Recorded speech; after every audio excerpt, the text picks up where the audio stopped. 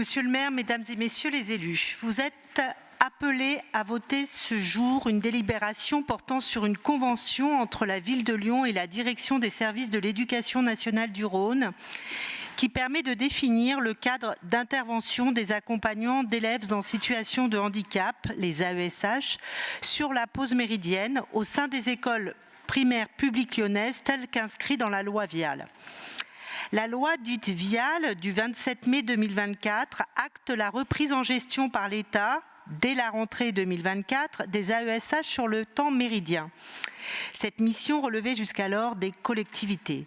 Cette réforme, largement saluée dans ses intentions, avec des objectifs de simplification de l'accompagnement et de déprécarisation des professionnels, suscite toutefois des interrogations quant aux modalités de sa mise en œuvre.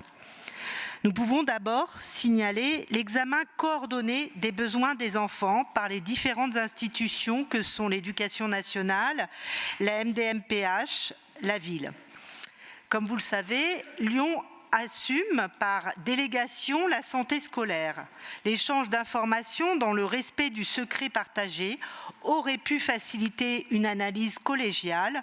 Force est de constater que cela n'a pas été le cas. En fin d'année 2024, à la demande de l'Éducation nationale, nous avons recensé, via nos équipes médico-sociales et équipes périscolaires, les enfants faisant à ce jour l'objet d'une préconisation de la MDMPH pour une prise en charge sur le temps méridien.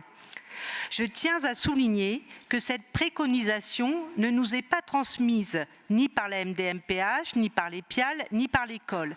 Les professionnels de la ville sont contraints d'aller chercher les informations. Ont été ainsi identifiés 270 enfants et nous avons transmis ce travail à l'inspection académique. Nous avons reçu en février 2 listes identifiant 48 enfants sur les 270 qui pourraient faire l'objet d'un accompagnement par une AESH employée et rémunérée par l'État. Je dis bien « pourrait », car à ce jour, sur les 23 AESH qui se sont portés volontaires pour cet accompagnement sur le temps méridien, une seule a confirmé son engagement. Quoi qu'en dise le député Vial, la loi qui ne fait que 2 lignes n'est pas simple, car nous constatons le manque de moyens mobilisables pour sa mise en application, et notamment au niveau des académies.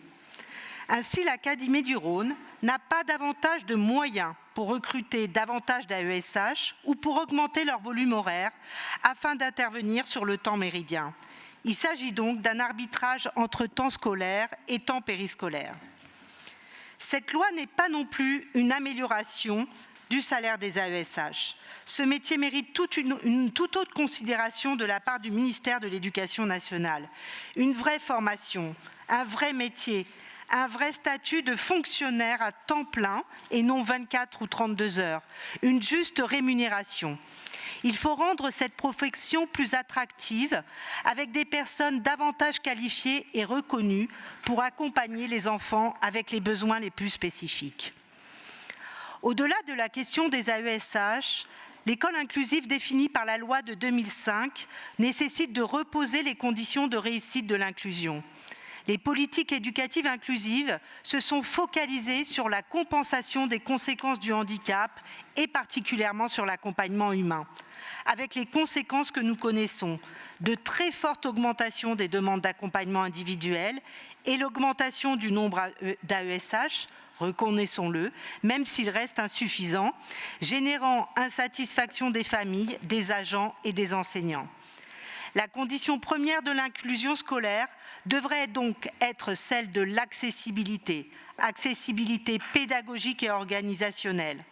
Cette accessibilité pédagogique vise à adapter les situations d'enseignement et d'apprentissage à l'ensemble des élèves. Elle repose sur l'identification des obstacles présents dans les activités proposées en classe. Elle renvoie à un principe général, universel, visant à inclure toutes et tous, quelle que soit leur particularité, plutôt qu'à une catégorisation des personnes à inclure. Cette question de l'accessibilité fait l'objet d'échanges constructifs avec l'association La Souris Verte, avec laquelle la ville de Lyon travaille sur la petite enfance et sur l'enfance. Nous posons le cadre pour répondre à la voie viale via cette délibération en espérant que nous pourrons utiliser ces conventions. En attendant, la ville de Lyon va continuer sa mobilisation pour garantir un accueil adapté sur le temps méridien, ce que nous faisons depuis septembre auprès des 270 enfants identifiés, avec l'embauche d'animateurs spécialisés dans les écoles avec dispositif Ulysse, heures de vacations supplémentaires, formation des équipes périscolaires. Je vous remercie de voter favorablement cette délibération.